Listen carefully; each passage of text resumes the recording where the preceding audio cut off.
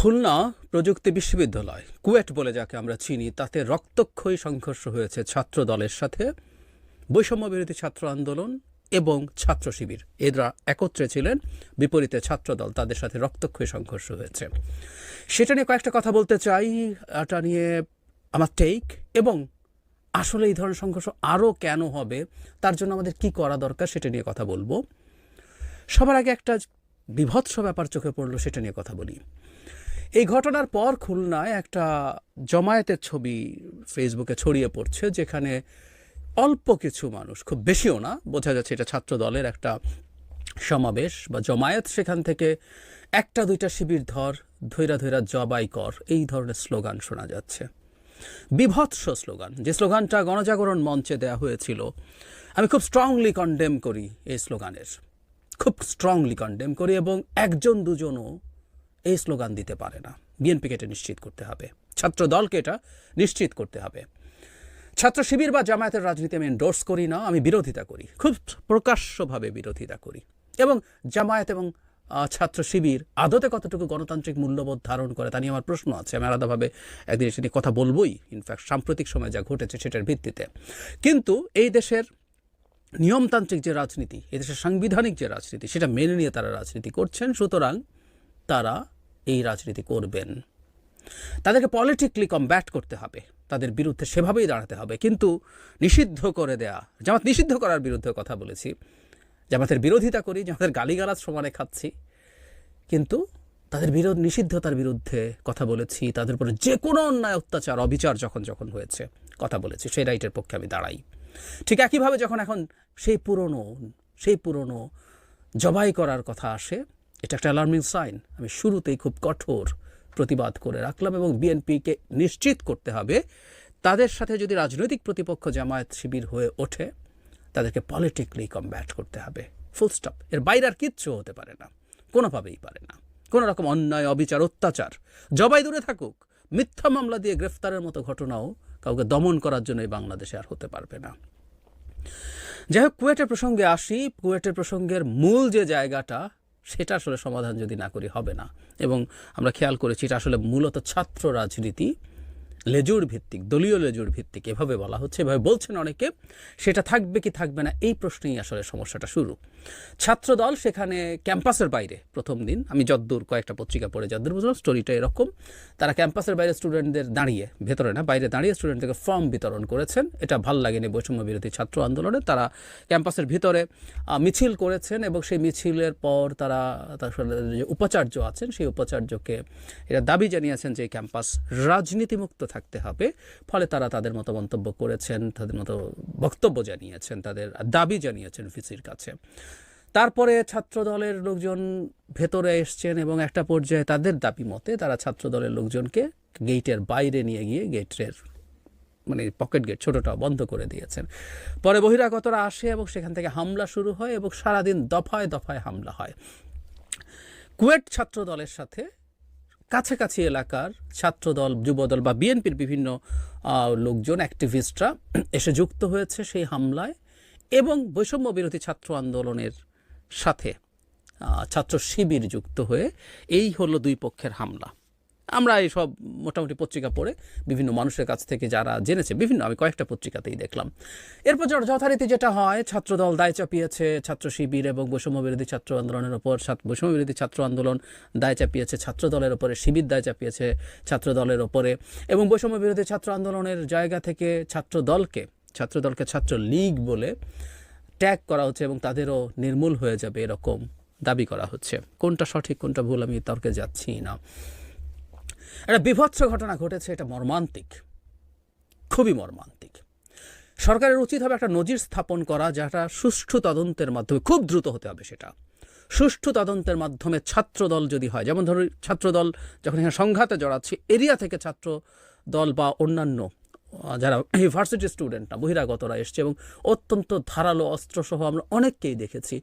এই জিনিসগুলো তদন্ত করা, এবং এদের ক্ষেত্রে যারা যারা দায়ী আছে, এটা ছাত্রদল, ছাত্র শিবির কিংবা বৈষম্য বিরোধী ছাত্র আন্দোলন, যেই হোক না কেন, খুব দৃষ্টান্তমূলক শাস্তির ব্যবস্থা করতে হবে। আমরা স্টেট এবং সরকারকে অ্যাক্টিভ দেখতে চাই।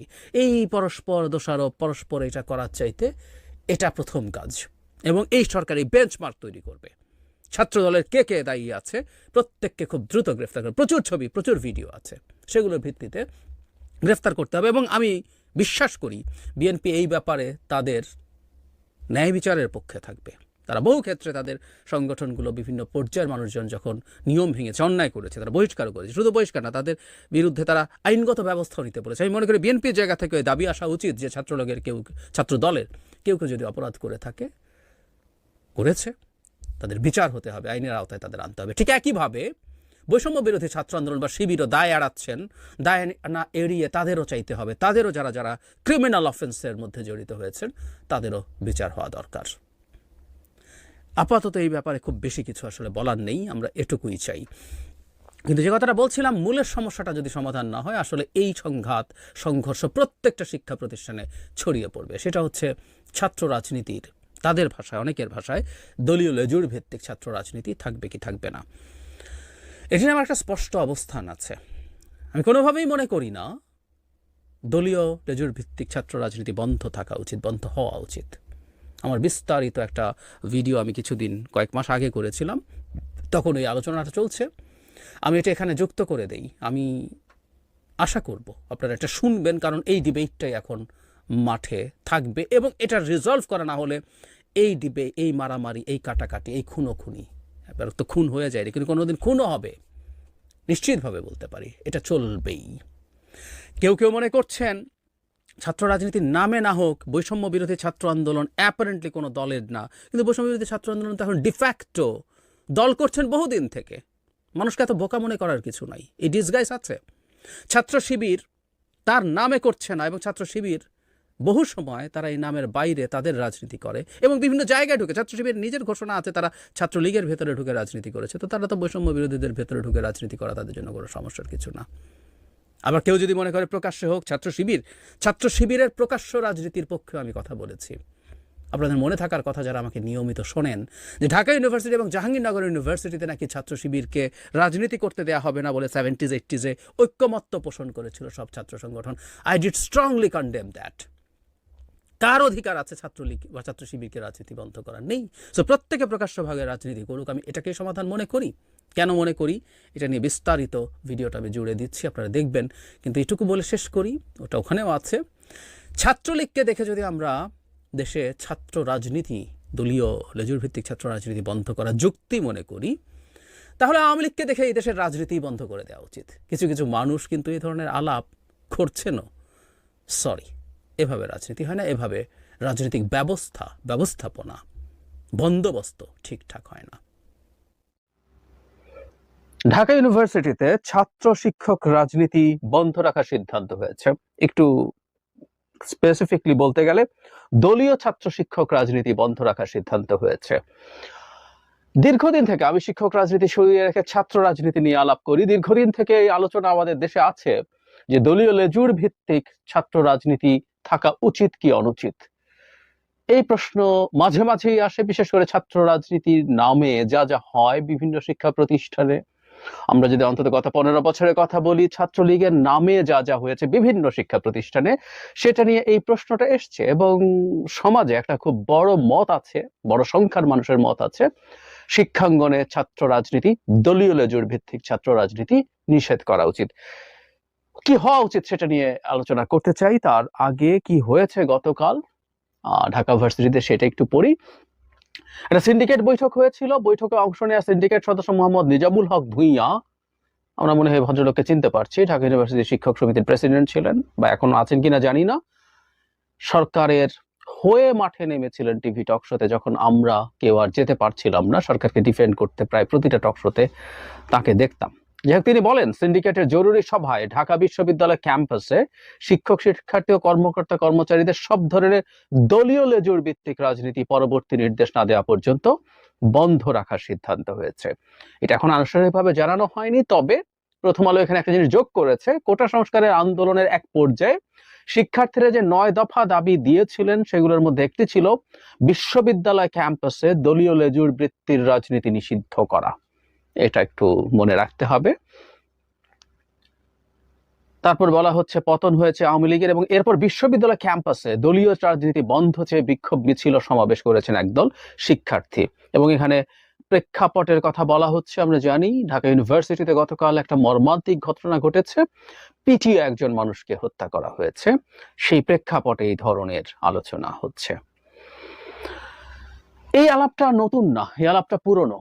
এই আলাপটা যখনই কোনো মারাত্মক ভয়ঙ্কর ঘটনা ঘটে তখনই হয়। আমরা জানি বুয়েটে আবরার ফাহাদকে যখন পিটিয়ে মেরে ফেলা হয়েছিল তখনও একই আলাপ হয়েছিল, এবং বুয়েটে দলীয় লেজুর ভিত্তিক ছাত্র রাজনীতি মানে ছাত্রলীগের রাজনীতি বন্ধ হয়েছিল। ঠিক একই আলাপ এখন ইন জেনারেল, এবং 9 দফা দাবির মধ্যে এই দাবিটা আছে। সুতরাং এই আলাপটা আমাদের সমাজে চালু হওয়া উচিত, আমাদের যার যার মতামত জানানো উচিত। আমরা জানি অনেকে বলবেন ছাত্রদের কাজ লেখাপড়া করা, ছাত্ররা লেখাপড়া করবে, ওরা রাজনীতি করবে কেন, বিশেষ করে কোনো দলের সাথে তার অ্যাফিলিয়েশন কেন থাকবে। বলতেই পারেন, সেটা তার তার ইচ্ছে, এটাও একটা মতামত ডেফিনেটলি। এবং ছাত্র রাজনীতির নামে ইটস ট্রু, এটা শুধু এই আওয়ামী লীগ সরকারের সময় না, এটা এই সময় এসে অনেক বিভৎস চেহারা নিয়েছে। কিন্তু ছাত্র রাজনীতির নামে আমাদের শিক্ষা প্রতিষ্ঠানগুলোতে দীর্ঘ সময় যা হয়েছে সেটা আসলেই খুব ভয়ঙ্কর। মানে এই ছাত্র রাজনীতি করার নামে হলে সিট দেয়া না দেয়া নিয়ে সাধারণ ছাত্রদের উপর অত্যাচার, নির্যাতন, এই এরিয়াতে, ভার্সিটি এরিয়াতে চাঁদাবাজি, টেন্ডারবাজি ইত্যাদি নানা রকম কর্মকাণ্ডে জড়িয়ে পড়ার ইতিহাস আছে। আগেও ছিল, আগে অনেক কম ছিল এখনকার তুলনায়, কিন্তু এটা ছিল। এবং অনেক ক্ষেত্রে ছাত্রছাত্রীরা ভুক্তভোগী হয়েছে, সাধারণ ছাত্রছাত্রীরা যারা রাজনীতি করতে চায় না। ট্রু। সুতরাং সমস্যা থাকলেই সমস্যা জন্য সেটা বাদ দিয়ে দিতে হবে, এটা যুক্তি কিনা। আসছি, তার আগে আমরা একটু ভারতের দিকে তাকাই, যে দলীয় লেজুর বৃত্তি যেটাকে বলা হচ্ছে, মানে কোন রাজনৈতিক দলের সাথে অ্যাফিলিয়েটেড ছাত্র রাজনীতি আছে কিনা। ধরুন আমাদের ঢাকা ইউনিভার্সিটির সাথে খুবই কম্পেয়ারেবল, মানে মানের দিক থেকে না, আমাদের মান বলে কিছু আসলে এখন আর নাইটাই। আমি বাংলাদেশের জন্য ঢাকা ইউনিভার্সিটি যা, এই ইউনিভার্সিটির অবশ্য লোকজনের এখন মূল টার্গেট হচ্ছে, অনেকে বিক্ষুব্ধ হবেন, মন্তব্যে লিখতেও পারেন, বিরাট একটা অংশের মূল টার্গেট হচ্ছে বিসিএস পরীক্ষা দিয়ে বিসিএস ক্যাডার হওয়া, যে সাবজেক্টই পড়ি না কেন। কিন্তু ভারতে এরকমই একটা সম্মানজনক ইউনিভার্সিটি হচ্ছে আমাদের, যেমন ঢাকা ইউনিভার্সিটি তেমনি ওখানে হচ্ছে জওহরলাল নেহরু ইউনিভার্সিটি বা জেএনইউ। জেএনইউতে ছাত্র সংসদ নির্বাচন হয়, ওখানে অনেকগুলো স্টুডেন্টস অ্যালায়েন্স কাজ করে, এবং আমি 2-3টা স্টুডেন্টস অ্যালায়েন্সের নাম বলি। National students union of India, এটা অ্যাফিলিয়েটেড উইথ, এটা হলো student wing of Indian national Congress, national কংগ্রেসের স্টুডেন্ট উইং আছে। অল ইন্ডিয়া স্টুডেন্টস অ্যাসোসিয়েশন, এটা হচ্ছে communist party of India, Marxist Leninist, তার সাথে অ্যাফিলিয়েটেড। অনেকগুলো সংগঠন আছে, আমি 2-3টা নাম বলছি। অখিল ভারতীয় বিদ্যার্থী পরিষদ, এটা হচ্ছে হিন্দু ন্যাশনালিস্ট অর্গানাইজেশন, আরএসএস এর সাথে অ্যাফিলিয়েটেড এই স্টুডেন্ট অর্গানাইজেশনটা। সো বিজেপি, কংগ্রেস, বাম, আরো অনেক আছে, আপনারা যে কেউ, এগুলো সবই অনলাইনে প্রাপ্ত তথ্য, ইউ ক্যান ফাইন্ড দ্যাট। এরা সব জওহরলাল নেহরু ইউনিভার্সিটি বা অন্যান্য ইউনিভার্সিটিতে তাদের পলিটিক্স আছে, নির্বাচন আছে, এবং জওহরলাল নেহরু ইউনিভার্সিটির স্টুডেন্টরা ভারতের বিভিন্ন সিচুয়েশনে বিভিন্ন সময় খুব গুরুত্বপূর্ণ রোল প্লে করেন, এবং তাদের ছাত্র সংসদে যিনি নেতা হন তার সারা দেশে পরিচিতি থাকে, তারা গুরুত্বপূর্ণ ভূমিকাও পালন করেন। তো এখানেও তো দলীয় লেজুর বৃত্তির রাজনীতি আছে। সেই রাজনীতি করে কি উচ্ছন্নে গেছে জওহরলাল নেহরু ইউনিভার্সিটি বা অন্য ইউনিভার্সিটিগুলো ভারতের, তাদের স্টুডেন্টরা সব শেষ হয়ে গেছে? উত্তর হচ্ছে না। তার মানে কেউ আবার উদাহরণ আনতে পারেন, অনেক দেশ, পাশ্চাত্যের অনেক দেশে আছে এরকম পার্টির সাথে অ্যাফিলিয়েটেড স্টুডেন্টসদের পলিটিক্স নাই, কিন্তু আমি আমাদের কাছেই দেখালাম যে এটা করেও সমস্যা নেই। ওই দেশগুলোর ডেমোক্রেসির ডাইনামিক্স আর আমাদের দেশের ডেমোক্রেটিক ডাইনামিক্স একই না। সুতরাং ইউরোপ আমেরিকাতে যেটার প্রয়োজন নেই বলে অনুভূত হয়, সেটা আবার আমাদের এখানে প্রয়োজন আছে কিনা, প্রয়োজন নেই সেটা বলা এত সহজ না, ইটস রিয়েলি ভেরি ডিফিকাল্ট। তো তাহলে আমরা কি কারণে করছি, যে বললাম যে আমরা দেখছি যে তারা কিছু সমস্যা করছেন, বিশেষ করে ছাত্রলীগকে দেখার পর আসলেই যে কারো হঠাৎ হঠাৎ মনে হয়ে যেতে পারে না, দলীয় লেজুর বৃত্তির রাজনীতি ছাত্রদের মধ্যে থাকতেই পারে না। এখন প্রশ্ন হচ্ছে, আমরা যদি এটা বন্ধ করে দেই ব্যাপারটা কেমন হয়? আমরা একটু যদি এভাবে চিন্তা করি, আমাদের জাতীয় রাজনীতি, আওয়ামী লীগ যা করে গেছে দেশকে, তাহলে কি আমরা জাতীয় রাজনীতিও তো বন্ধ করে দেওয়া উচিত, তাই তো? আওয়ামী লীগ রাজনীতির নামে যা করে গেছে, এর চেয়ে বিভৎসতা, এর চেয়ে ব্রুটালিটি তো আর কিছু হতে পারে না, তাহলে সেটাও বন্ধ করি। করে নন রাজনীতির মানুষজন চিরকাল দেশ চালাতে থাকবে। একটা ব্যবস্থা করে নিতে হবে কিভাবে রাজনীতির বাইরের মানুষ দেশ চালাতে পারে ফর এভার, সেটা করতে হবে। বা অবস্থা তো এটা যদি যুক্তি হয় তাহলে এটাও তো একটা যুক্তি। কেউ কেউ বলবেন রাষ্ট্রীয়ভাবে করা যায় না, যাবে না কেন? যাবে না কেন? রাজনীতি ছাড়াও রাষ্ট্র চলে, উদাহরণ আছে। এখন ধরে নিলাম আমরা এটা নিষিদ্ধ করে দেয়া হলো, কি হতে পারে? যখন রাজনীতি নিষিদ্ধ করে দেয়া হবে, দলীয় লেজুর ভিত্তিক রাজনীতি, মানে আসলে রাজনীতি বন্ধ থাকে না, আমরা এটা বুঝি না, অনেকেই বুঝি না, বুঝতে চাই না। রাজনীতি চলতে হবে, চলে, দলীয় নামে হয়তো হবে না বা প্রকাশ্যে হয়তো হবে না, কিন্তু রাজনীতি চলবে। এবং আমরা যখনই প্রকাশ্য দলীয় রাজনীতি বন্ধ করে দিতে চাইবো, দলীয় লেজুর ভিত্তির রাজনীতি, লেজুর ভিত্তি মানে একটু ক্লারিফিকেশন করে রাখা ভালো, বাংলাদেশের আরপিও অনুযায়ী, জনপ্রতিনিধিত্ব আদেশ যেটা, সেটা অনুযায়ী একটা রাজনৈতিক দল তার অ্যাফিলিয়েটেড ছাত্র সংগঠন স্বীকৃতভাবে রাখতে পারে না। সে বলতে পারে, যেমন ছাত্রদল, বিএনপি বলতে পারে না এটা তার ছাত্র সংগঠন, আওয়ামী লীগ সে বলতে পারে না ছাত্রলীগ তার ছাত্র সংগঠন। তাদের ভ্রাতৃপ্রতিম বা কিছু একটা শব্দ তারা ব্যবহার করে, but they are affiliated to them, এটা আমরা বুঝিয়ে তাদের সাথে তাদের কমিউনিকেশন আছে। যাই হোক, যখন এটা আমরা করছি না, কোনো না কোনো ফর্মে এই রাজনীতিগুলো থাকবে। ঢাকা ইউনিভার্সিটিতে বন্ধ করে দিলাম, ওখানে কোনো না কোনো ফর্মে ছাত্র দল থাকবে, ছাত্রলীগ থাকতে চাইবে, বাম সংগঠনগুলোর অনেকগুলো গুরুত্বপূর্ণ ছাত্র সংগঠন আছে তারা থাকতে চাইবে, ছাত্র শিবির থাকতে চাইবে। এই গোপনীয়তার ফলে র্যাদার প্রবলেম তৈরি হবে এটা, যে এর মধ্যে অনেক এক্সট্রিমিস্ট সংগঠনও যথেষ্ট তাদের তথাকথিত আন্ডারগ্রাউন্ড রাজনীতি করার সুযোগ পাবে, যেটা সম্ভাবনা বাড়বে। আমরা সেটা করতে চাই না, বরং রাজনীতি প্রকাশ্য করে দিলে লাভ যেটা হয়, আমরা প্রত্যেককে দেখতে পারি, প্রত্যেককে বুঝতে পারি, তার কথা শুনতে পারি, তার কথা বুঝতে পারি, সেটা আমাদের জন্য বরং হেল্প করে তাদের সম্পর্কে আন্ডারস্ট্যান্ডিং এ। আর আপনি বা আমরা কেউ যদি মনে করি দলীয় রাজনীতি বন্ধ করে দেবো, তাতে কি বন্ধ হয়? ঢাকা ইউনিভার্সিটির শিক্ষকদের বা সব ইউনিভার্সিটির শিক্ষকদের রাজনীতি নেই? কি কি নীল দল, লাল দল, সাদা দল, গোলাপি দল, নানান দলে বিভক্ত, তারা কি রাজনীতি করে না? ঢাকা ইউনিভার্সিটির শিক্ষক সমিতির তথাকথিত শিক্ষক সমিতি তারা যা যা করেছেন, তারা তো রাজনীতি করেন না, কিন্তু সেই শিক্ষক সমিতি কি চেহারা নিয়ে আমাদের সামনে হাজির হয়েছিলেন, কি সব স্টেটমেন্ট নামের গার্বেজ নিয়ে হাজির হয়েছিলেন আমরা দেখিনি? এই মাফিয়া সরকারের প্রতিটা জিনিসকে এন্ডোর্স তারা করেনি। রাজনীতি তো ছিল, রাজনীতি তো করেছেই, রঙের নাম দিয়ে। রঙের নাম না হলে কোনো না কোনো ফর্মে যদি পরিষদ নামে হতো, ওই পরিষদও রাজনীতি ছিল, রাজনীতি থাকতো। ওটা বন্ধ করা যায় না। অন্তত আমাদের সাবকন্টিনেন্টের বিদ্যমান পরিস্থিতিতে আমাদের গণতন্ত্র ইনস্টিটিউশনালাইজড হওয়া থেকে বহু দূরে আছে। ভারতই যথেষ্ট দূরে আছে ইউরোপ আমেরিকা স্ট্যান্ডার্ডে, আর আমরা তো আবার নতুন করে গণতন্ত্রের দিকে হাঁটতে শুরু করি, এবং আমরা জিরোতেও নাই, আমরা বহু মাইনাস। শেখ হাসিনা এই দেশের গণতন্ত্রের অবস্থাকে হিউজলি জিরোরও বহু নিচে নিয়ে গেছে। সেই জায়গায় বাস্তবতায় তো এটা হয় না, বরং কি হয়, আমরা যখন রাজনৈতিক দলগুলোর সাথে অ্যাফিলিয়েশনটাকে বন্ধ করে দিতে চাই, তাতে দায়িত্বহীনতা, দায়িত্ব না নেওয়ার টেন্ডেন্সি তৈরি হয়। আমরা একটা উদাহরণ দেই। বুয়েটে ছাত্রলীগ এটা করেছে, ছাত্রলীগের এই পদধারীরা এটা করেছে, এটা কিন্তু স্বৈরাচারী সরকার বলে পাত্তা কম দিয়েছে, কিন্তু এটা আওয়ামী লীগের উপরে চাপ ছিল যে ছাত্রলীগ, তোমার ভ্রাতৃপ্রতিম তথাকথিত সংগঠন এই কাজটা করেছে।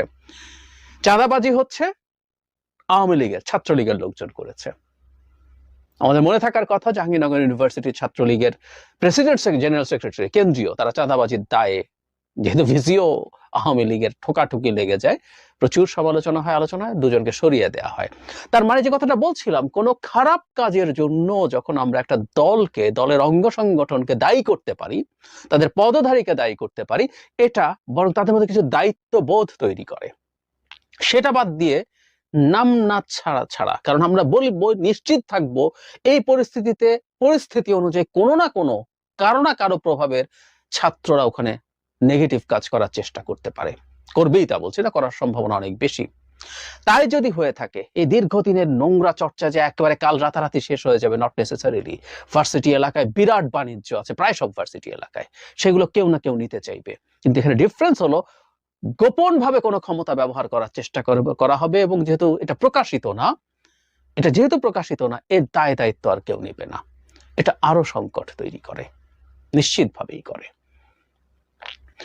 আমরা শেখ হাসিনার বাংলাদেশ থেকে বেরিয়ে আসতে চাইছি, সুতরাং শেখ হাসিনার সময় ছাত্রলীগ বা রাজনীতির নামে যা যা হয়েছে সেটা আমরা ভবিষ্যতেও হতে দেব না। কিন্তু আমি এটা মানি যে সামনে আরো বেশ কিছুদিন আমাদের এই সংকট হবে, ছাত্র রাজনীতির নামে আরো খারাপ ঘটনা ঘটবে।